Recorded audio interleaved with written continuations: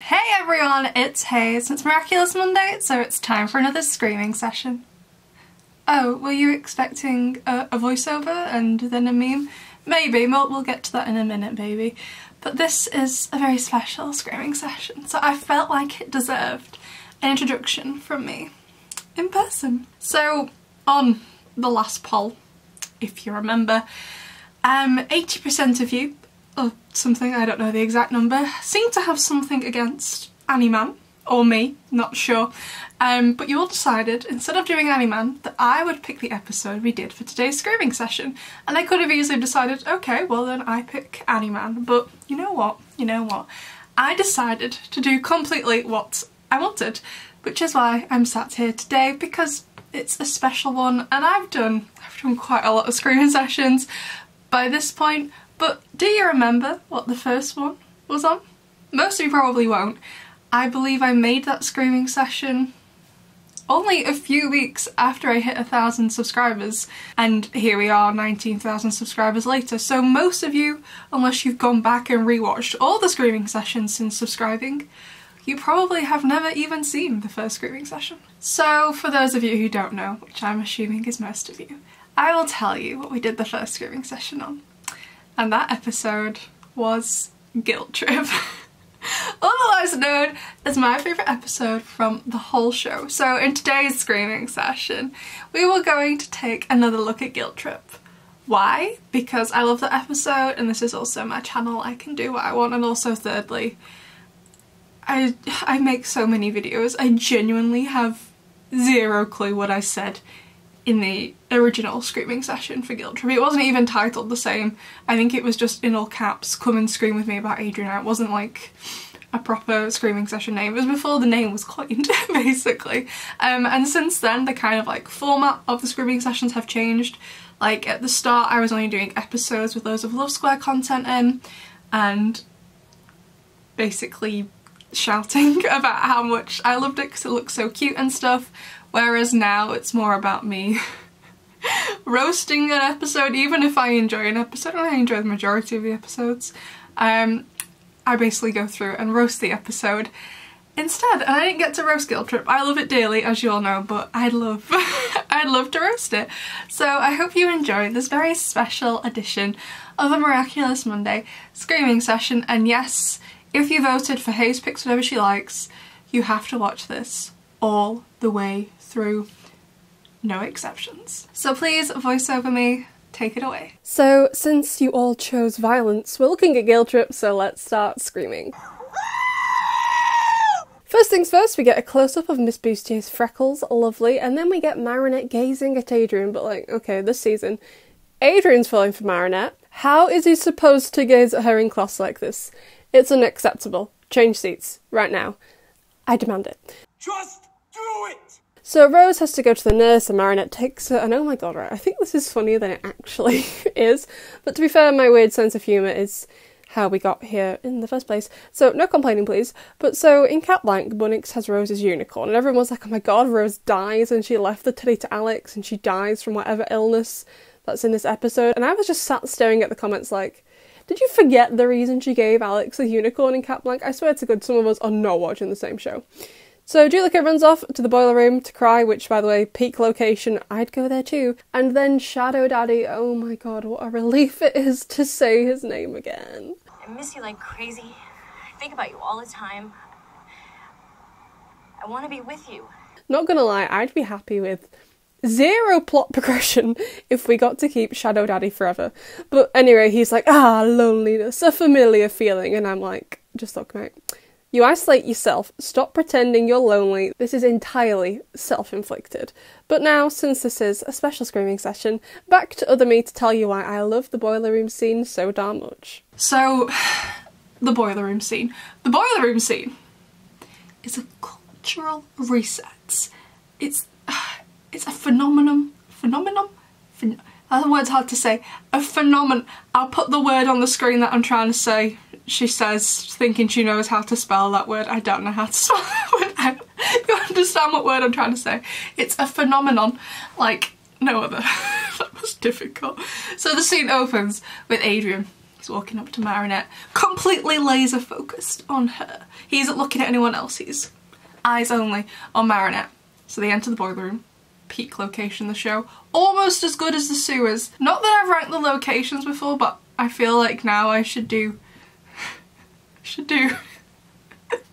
a silly video where I rank all the locations in the show. Sewers and boiler room would definitely be the top 2 locations. How many? Are there enough locations? Yeah, I think there are enough locations. God, it would take a while. We can do it, I'm sure we can do it. Anyway. So they enter the boiler room scene and he catches her. Oh my god, amazing. His reflex is centered on Marinette, amazing. But then we get to the pièce de résistance. So they find Julica, who's crying. No one cares about why she's crying, I don't care. And Adrian and Marinette both kneel down in front of her, trying to assess the situation because, you know, the Ladybug and Cat Noir, they can't have her getting akumatized. They've got homework to do, you know what I'm saying? They can't have everyone getting akumatized, and if they got a chance to stop it, they will take it. So Adrian starts, then Marinette takes over, and Adrian's looking fairly neutral. There's nothing particularly deep going on within his facial expression at first. And then for no reason at all that I've managed to discern, and I've seen this episode more than probably the person who animated it and also the person who edited the whole thing together. I love this episode. So he turns to face Marinette with no reason, and the way he looks at her eardrum nearly killed me, besties. I've said this before, I do remember saying this before, but I'm gonna say it again. If your partner does not look at you the way Adrian Agreste looks at Marinette Dupenchang's ear as you walk down the aisle to marry them, if they're not looking at you like that, then you turn around and you leave, bestie, because they are not the one. Okay, this is the standard we've set. This is the lowest possible standard. They have to look at you the same way in which Adrian looked at Marinette's ear in the boiler room scene. That is the bar. Okay, this is why I don't have a boyfriend. Because my standard is Adrian Agreste the way he looks at her in Guiltrip. That's what I'm looking for in a relationship, and that probably doesn't exist. So I'm going to be single forever, which I am fine with. None of us should be accepting anything less than the way this boy looks at this girl in this scene. Oh my god, it is pure art. Maybe that's a bit more— no, it's not. Oh my god. Then he turns to Julica with this smirk on his face, like he's just found out all of Marinette's secrets only from looking at her. Oh my god. Her earrings. Did he find out she was late? No, she didn't. Don't be so stupid. But what if he had? Did I actually finish any of those sentences? What I was trying to say is, what if he found out she was Ladybug from looking at her ear because he saw the earrings? He wouldn't have been able to work it out. But oh my god, what if? What if? And what is the reason for this look? None. There is no reason. Marinette didn't say something funny to Julica because she's there trying to console a friend. Not that I care about the situation, but that's what she's trying to do. She's trying to be there for Julica. And Adrian's like, Marinette's ear. But even so. But that is why I love the Guiltrip boiler room scene so darn much. Not because of the content of what anyone really says in the scene, is entirely for the way Adrian first of all acts around Marinette and the pure look of affection he gives her, like pretty much the entire way through the scene until the rest of the class arrive. That's why I love it so much. And Marinette also starts going on about how she's the worst clap rep ever, and honestly, Marinette, I forgot that was even a thing. And then Kim says, even if I get bitten by a zombie dolphin who takes control of my brain, I won't say a thing. Yeah, because that will happen. Thank you, Kim. We can always rely on you despite your gambling addiction. So the day after Rose arrives at school, and I swear to God, I wish Marinette had made her a new school bag instead of a cushion because it's so ugly. The rest of the class arrive and start giving Rose compliments, but oh my god, Nino, he wins the compliment battle. Hear the soundtrack that put the happy into our mixtape of life. Although, on second thoughts, he does sound slightly high, but that's okay, I'll have whatever he's having. But oh my god, it's Mark. Honestly, like, the only thing they could have possibly improved upon in the absolute perfection that Guiltrip is more Mark screen time. That's my only critique. Otherwise, perfect. So Rose and Julica go talk in the toilets, and the rest of the class are stood outside like the bunch of weirdos they are. And speaking of which, Nathaniel, can you fix your face? What is that face? Rose gives them all a good talking to, and as Marinette speaks, Adrian looks at her like she is the sun, but then he also looks at Kim the same way, so... Two bros chilling in the hot tub, 5 feet apart cause they're not gay. Anyway, Rose sneezes and the class freaks out, and for some reason Marinette ends up stood on the desk. There's no need, you idiots. Juleka ends up getting akumatized into Reflector for... I don't know, the 50th time. I've lost count by this point, Juleka. She's definitely like a go-to villain of the show. The rest of the class gets sucked in by Guiltrip, and Ladybug and Cat Noir miraculously, see what I just arrive at the same time, and neither of them questions it. Amazing. Although I do love Cat Noir's pose here, he's so cute. But then 2 minutes later, he's like, you know what? Suicide is the only option here. Like... I thought this was for 8-year-olds! Thankfully, Rose joins the team as Pigella, and we get the classic neck-snapping, spine-paralysing, head-banging move in the transformation sequence. Best part of any transformation sequence in the show, no one can argue with me. So they get to Juleka, and Rose uses her power, and Cat Noir says... That's a superpower? And thank you for saying it, because honestly... I'm not sure if I can take the episode Jubilation seriously, with the Dark Owl just running around Paris... shooting presents at people. Although I do have a burning desire, I think we all do, to see Gabriel Babes use just the Pig Miraculous. Like, I need to see the outfit. I'd give a lung to Thomas Astruc to see that. They de-akumatize Juleka and they're like, where's the amok? And she's like, oh yeah, I put it in bin.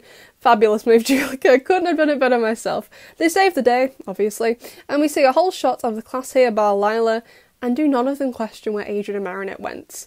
Like, they were with you when you all left the classroom, you all ran out together, you all saw them. Then did you all just assume that Adrian and Marinette decided science class was more important and just left?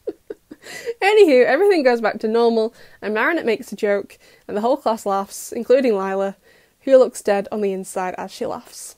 Wonderful. So let's take a look at the fan art for this week. So up first from Noah, we have this absolutely fabulous drawing of Lady B. When they sent it to me, they were like, I hope you still like Lady B, and I was like, bestie. She will live in my heart forever. Of course, I still love Lady B, and oh my god. She looks fabulous. I just wish we could have seen more of her hair. It still looks great, oh my god. I love it. Oh, Lady B. Like, when will we see her again? I'm gonna cry. Up next from Kawaii Duck Draws, we have the OC Cleo, who is apparently Lila's very nice sister with her Akuma villain and hero forms, and it looks awesome. And then finally from Natharts, we have 3 pieces. Very fitting today, we have Alia with the Pig Miraculous, and oh my god, I didn't realise how much I needed to see Alia in pink until I saw this. Oh my god, she looks stunning. Thomas Astruc, give Alia a pink outfit. Oh my god, she'd look amazing. We then have Luca with the Black Cat Miraculous. He looks awesome, really suits his hair actually. And finally we have Lila fusing together the dog and the fox Miraculous. All the fan art was amazing. Thank you for sending it to me, besties. So there you go, that's all for this screaming session, besties. However, there'll be no poll up tomorrow though. No, not as punishment for you, as punishment for me. Because I already agreed for Halloween, even though I'm a Christian and don't celebrate Halloween, that we do Puppeteer 2. For the screaming session. But in terms of Halloween stuff, actually, like I said, I don't really celebrate it. Over on my Discord we have some fun contests going for like a little fanfiction Halloween writing contest and also a Halloween fan art contest, obviously all Miraculous based. So if you want to get in on the fun, I think I put the closing date as the 24th just so I have time to put whatever the winners are in the Halloween screaming session. The Discord will be linked down below so you can go and join even if you don't want to join in with the contests. The Discord is a fun time and I'm pretty much on every single night unless I'm really ill or really tired. So it's a fun time, you should totally join. And there probably isn't going to be another poll for a while because the next screaming session is Puppeteer 2, I'll do Destruction and then Jubilation and so on and so forth until we're all caught up, I think. At the time of filming this anyway.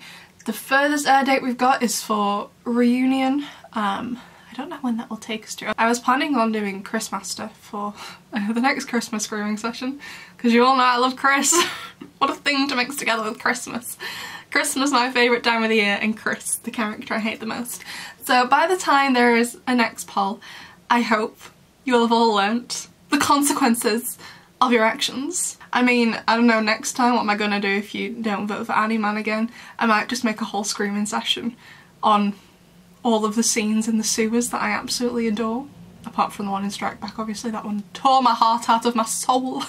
So anyway, besties, I'd love to know what your favourite moment from Guiltrip was, and if you don't say the Guiltrip boiler room scene, then I'll be coming for your kneecaps. I'll see you all next time. Bye!